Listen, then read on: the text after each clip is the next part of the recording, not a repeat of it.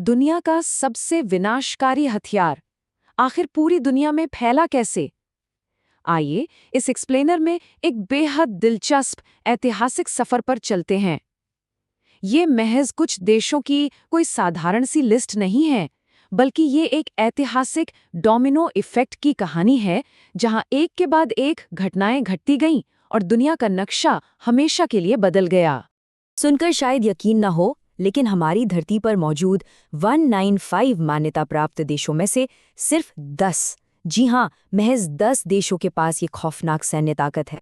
मतलब पूरी दुनिया का सिर्फ 5% हिस्सा। बाकी 95% के पास ये नहीं है। लेकिन सवाल ये है कि इन चंद देशों ने इसे हासिल कैसे किया? ये कोई सीधा साधा विज्ञान का खेल नहीं था। इसके पीछे जासूसी, खौफ और भू-राजनीतिक धोखे का एक बहुत ही उलझा हुआ जाल बिछा था। तो दुनिया आखिर 0 से 10 परमाणु संपन्न देशों तक कैसे पहुंची? इसे समझने के लिए हमें इन घटनाओं को अलग अलग नहीं, बल्कि एक न रुकने वाले डोमिनो इफेक्ट की तरह देखना होगा। एक ऐसी चेन रिएक्शन जिसकी शुरुआत बस एक पहली बूंद या कहें पहले धमाके से हुई थी। शुरुआत करते हैं हमारे पहले भाग से, शीत युद्ध के अग्रदूत और टूटा हुआ गठबंधन। साल 1938 जर्मन वैज्ञानिकों ने फिशन यानी परमाणु विखंडन की खोज की।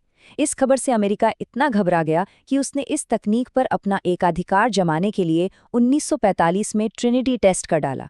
लेकिन ये एकाधिकार ज़्यादा दिन नहीं टिका।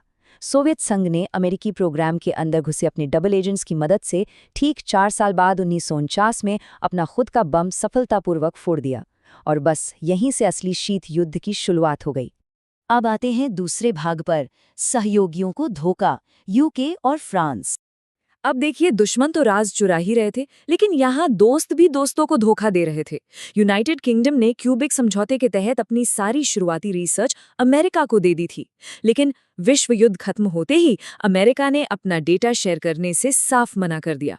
इस धोखे से ब्रिटेन इतना भड़क गया कि उसने अपने खुद के यूरेनियम का इस्तेमाल किया और 1952 तक अपना बम बना ही लिया। और इसी बीच तबाही का स्केल रातों रात मानो 1000 गुना बढ़ गया। अब बात सिर्फ फिजन यानी परमाणु को तोड़ने की नहीं रही, बल्कि देश फ्यूजन वाले हाइड्रोजन बम बनाने लगे। फ्यूजन यानी बिल्कुल वही प्रक्रिया जो सूरज को ऊर्जा देती है। अमेरिका और सोवियत संघ के इन नए परीक्षणों के सामने हिरोशिमा का धमाका भी एक छोटी सी चिंगारी लगने लगा था। उधर फ्रांस की कहानी भी कम दिलचस्प नहीं है। शुरुआत में फ्रांस को सिर्फ शांतिपूर्ण परमाणु ऊर्जा चाहिए थी, लेकिन 1956 के स्वेज नहर संकट के दौरान उन्हें भारी बेइज्जती झेलनी पड़ी। सोवियत संघ ने उन्हें सीधे परमाणु हमले की धमकी दे डाली और ऊपर से अमेरिका ने भी आर्थिक दबाव बना दिया। बस इसी घटना ने फ्रांस को ये मानने पर मजबूर कर दिया कि किसी पर निर्भर रहने के बजाय 1960 तक उन्हें हर हाल में अपनी खुद की परमाणु शक्ति चाहिए ही चाहिए। चलिए अब बढ़ते हैं भाग 3 की तरफ, एशियाई न्यूक्लियर डोमिनोज। एशिया की कहानी एक बहुत ही रोचक किस्से से शुरू होती है। कोरियाई युद्ध के दौरान जब अमेरिका ने चीन को धमकाया, तो शुरुआत में सोवियत संघ ने चीन के न्यूक्लियर प्रोग्राम में मदद की।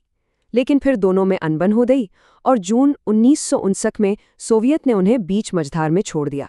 इसलिए जब चीन ने आखिरकार 1964 में अपना खुद का बम सफलतापूर्वक टेस्ट किया, तो उन्होंने मॉस्को को चिढ़ाने के लिए इस बम का नाम ही 596 रख दिया।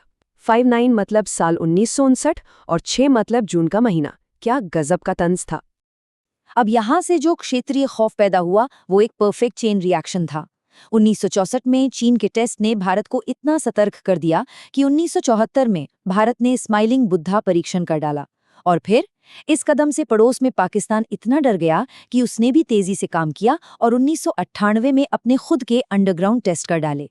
एक के बाद एक डोमिनोज गिरते गए। यहाँ एक बात पर ध्यान देना बहुत जरूरी है। भारत ने अपने 1974 के परीक्षण को पूरी तरह से शांतिपूर्ण बताया था, लेकिन इसके बावजूद कड़े वैश्विक प्रतिबंध लगाए गए। इसी वजह से भारत ने परमाणु अप्रसार संधि यानी NPT पर साइन करने से साफ इनकार कर दिया, क्योंकि इस संधि का पूरा मकसद ही हथियारों के फैलाव को रोकना था। अब आते हैं भाग 4 पर, गुप्त कार्यक्रम और बहिष्कृत देश। जैसे ही अंतर्राष्ट्रीय संधियों के दरवाजे बंद हुए, ये खेल पूरी तरह से अंडरग्राउंड हो गया। इजराइल ने 1967 तक बेहद गुपचुप तरीके से अपना प्रोग्राम पूरा कर लिया था। दुनिया को इसकी भनक तक नहीं लगी। सच तो 1986 में तब सामने आया जब मोर्डेके वनुनु नाम के एक टेक्नीशियन ने कुछ तस्वीरें लीक कर दी। इसके बाद जो हुआ वो किसी हॉलीवुड फिल्म से कम नहीं था। मोसाद ने एक नाटकीय हनी ट्रैप ऑपरेशन चलाया। वनुनु को वापस इजराइल लाया गया और 18 साल के लिए जेल में डाल दिया गया। और फिर दक्षिण अफ्रीका का मामला देखिए। रंगभेद की वजह से दुनिया से पूरी तरह कट चुका ये देश इजरायली हथियार तकनीक के बदले छुप-छुप कर अपने यूरेनियम का व्यापार कर रहा था।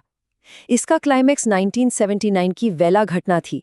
अमेरिकी सैटेलाइट्स ने महासागर में अचानक एक विशाल दोहरी चमक पकड़ी।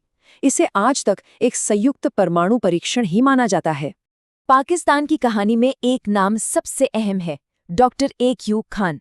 इन्होंने हॉलैंड की एक फैसिलिटी से ब्लूप्रिंट्स चुराए, तकनीक को पाकिस्तान में डेवलप किया और फिर जो उन्होंने 2004 में टीवी पर खुद कबूला वो हैरान करने वाला था। उन्होंने वही गुप्त तकनीक अंतर्राष्ट्रीय स्तर पर उत्तर कोरिया, ईरान और लीबिया जैसे अलग-थलग पड़े देशों को बेच दी थी। इतिहास के पन्नों में एक बहुत ही खौफनाक सामरिक सौदेबाजी दर्ज है।